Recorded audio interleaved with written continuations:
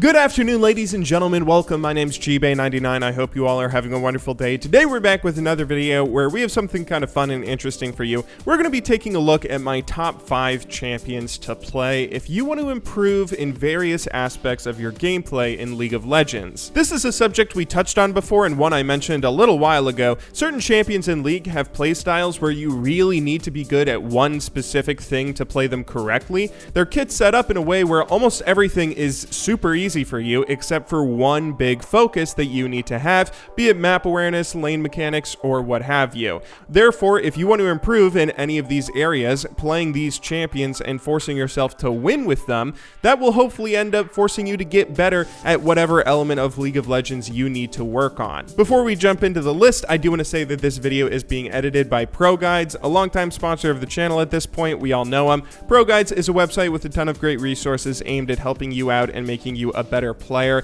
If you'd like to check them out with a free trial while also supporting the channel, a link will be in the description down below. But anyway, let's get into the list. Kicking off with number 5, if you want to improve at aggressive laning, one of the best champions you can play is Renekton. Renekton is someone who has a very easy time harassing and zoning almost every champion in the game from the early game onwards. So if you're not super familiar with champion power spikes and you're kind of passive and cautious in your laning phases, Renekton should be a very interesting pick for you. He's a champion whose biggest strength is that his laning phase is just so dominant, it feels pretty natural picking it up and abusing it most of the time. Renekton is also a pretty good example of a champion who will improve this element of your game, since if you pick Renekton and you don't abuse your strong laning phase and get a gold lead through CS, you're probably going to fall pretty far behind in the late game. Renekton can do perfectly well late game if he has a little bit of a gold lead on his opponent, but if he's not doing that and he's just kind of even with his opponent top lane,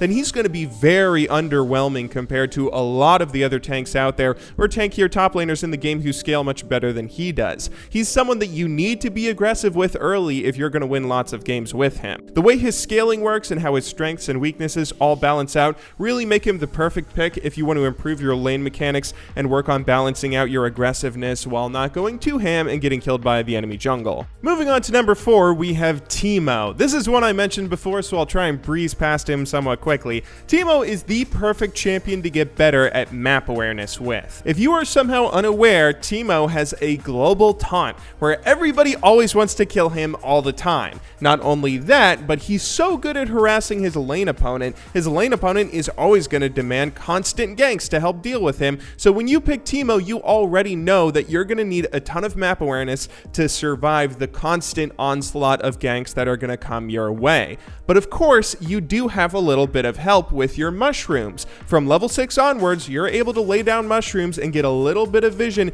and gap up every single hole that someone might come and gank you through. But of course, that vision, again, is only useful if you're looking at your minimap. There are some issues with Teemo being useful enough in the late game to have an impact on team fights and help his team carry. At least against better teams and higher ratings, that becomes a bit of an issue. But other than that, almost everything in Teemo's kit is a breeze. Harassing is easy, last hitting is easy. You have absolutely no skill shots or anything like that you need to worry about. The only thing you really need to pay attention to is map awareness, so playing that little rat bastard will help you improve in that area of your game. Number 3 is kind of cheating if we're being honest. For number 3 here I have down, you should play every AD carry in the game if you want to improve at your mechanics. So when it comes to actually clicking your abilities often and efficiently, last hitting well, kiting your opponents, and always making sure you position yourself so you can deal damage to your opponents but they can't deal damage to you, the perfect role to improve at all of this is AD carry. I will say that you probably want to play more Ezreal, Vayne, and Kalista, those kinds of ADCs, rather than someone like Jhin if you are looking to play AD carry to improve your mechanics. But other than that, AD carry is just a fantastic role to teach you how to click faster,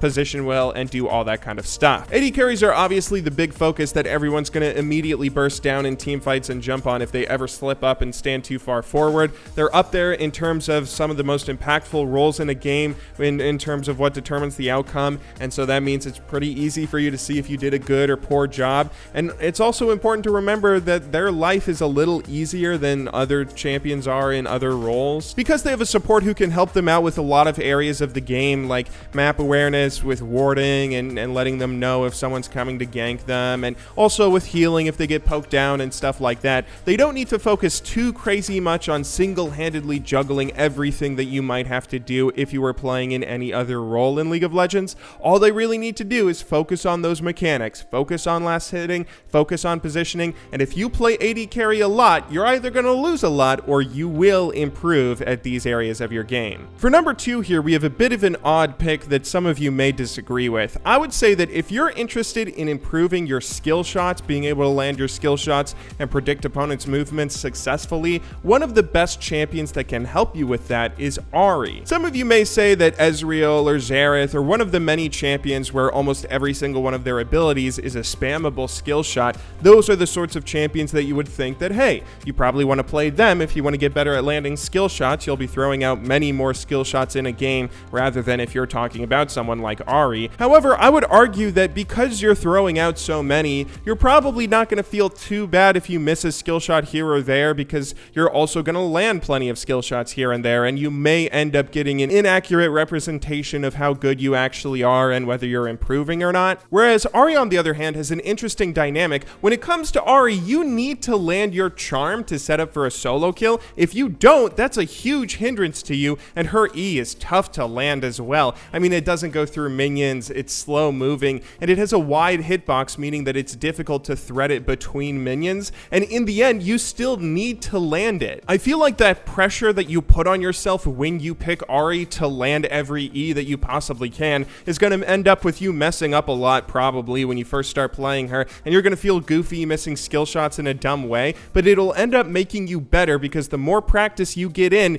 being able to land those tough skill shots in under pressure situations like that will ultimately make the easy spammable ones a breeze. And that's why I think if you really want to work on improving skill shots, it could be Ahri, or maybe it could be another champion with a similar skill, but making sure you land the important skill shots that are long cooldowns and really put you in a lot of pressure situations. And finally, number 1, I would say, has to go to Garen, who is probably the best champion to play if you want to get a better understanding of League of Legends as a whole. I'm kind of stealing this pick from LS, and I think a number of other coaches give him to top laners when they're trying to get top laners to learn how to get better at almost everything in League of Legends other than mechanics. Garen is an interesting champion in that he has 0 mechanics outside of CSing. I mean, there are no skill shots, everything is a point and click, or even just a click with his spin to win. There's really nothing that a player who's proficient with mechanics can do to take advantage of their mechanical prowess when they play Garen. If you have good mechanics, or if you're good at landing skill shots, if you're good with using abilities and combos efficiently,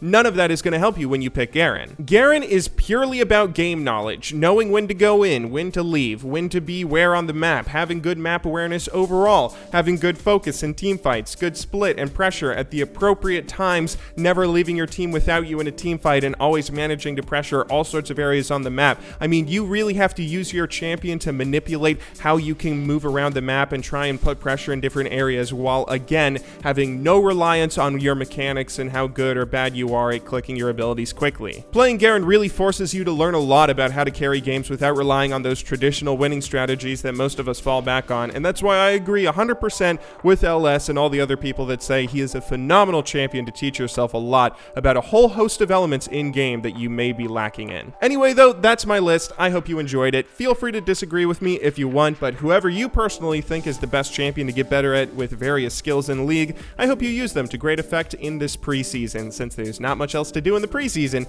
But anyway, I'll see you all in tomorrow's video. Until then, thank you very much for watching, good luck in solo queue, and have a wonderful day.